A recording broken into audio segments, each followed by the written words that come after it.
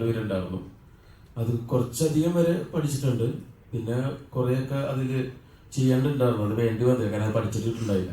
അപ്പോൾ അതുകൊണ്ട് പഠിച്ചതെല്ലാം ചെയ്തിട്ടുണ്ട്. കാറിൻ്റെ കുറച്ച് കാര്യങ്ങൾ അറിയാം നന്നായിട്ട്.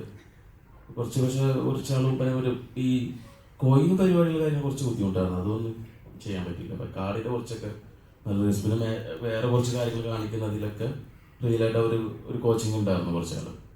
പറഞ്ഞ പോലെ തന്നെ അതിൽ ഭയങ്കര പ്രയാസമുണ്ട്, ബൈക്ക് പഠിച്ച പോലെ തന്നെ.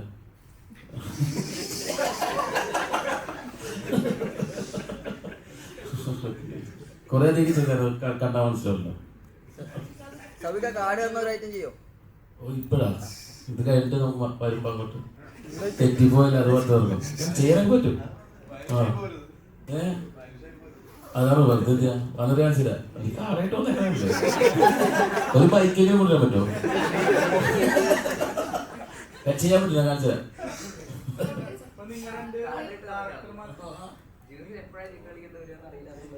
കാടായിട്ട് നടക്കണം.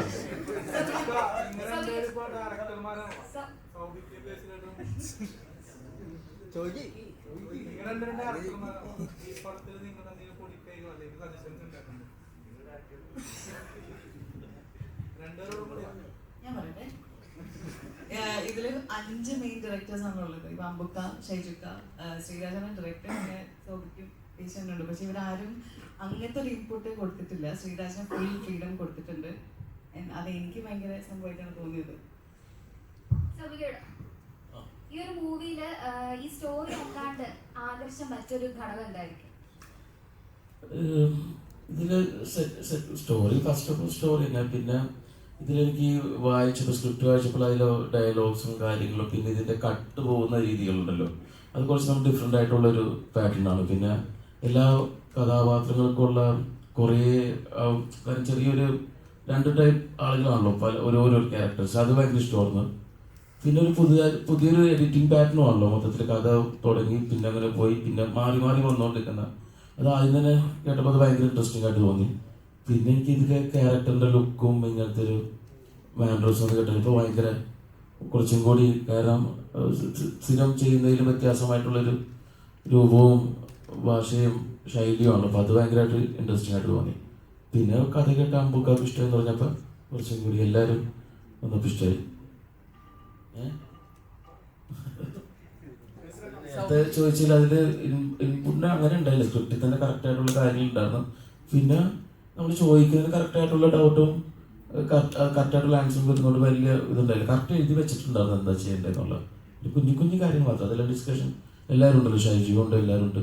എല്ലാ ദിവസവും ഷൂട്ട് കഴിഞ്ഞാൽ എല്ലാ ദിവസം ആയിട്ട് നമ്മൾ ഇന്ന് എടുത്തതാണെങ്കിൽ നാളെ എടുക്കാൻ പോകുന്ന സീനെ കുറിച്ചൊരു ഡിസ്കഷനൊക്കെ ഉണ്ടാവും.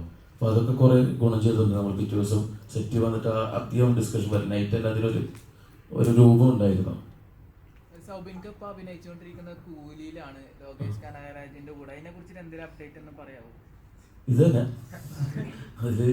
ഇത് നമ്മുടെ നിസാറിൻ്റെ കൂടെ വർക്ക് ചെയ്യാൻ പറ്റി. ഇപ്പോൾ ഒരു 4 മാസം കഴിഞ്ഞ് ഇനി ഒരു 1.5 മാസം കൂടി ഉണ്ട്. കുറച്ച് നാളായിട്ട് ഒരു 4-5 മാസമായിട്ട് കൂലി ഫിലിമിൻ്റെ വർക്കിലാണ്.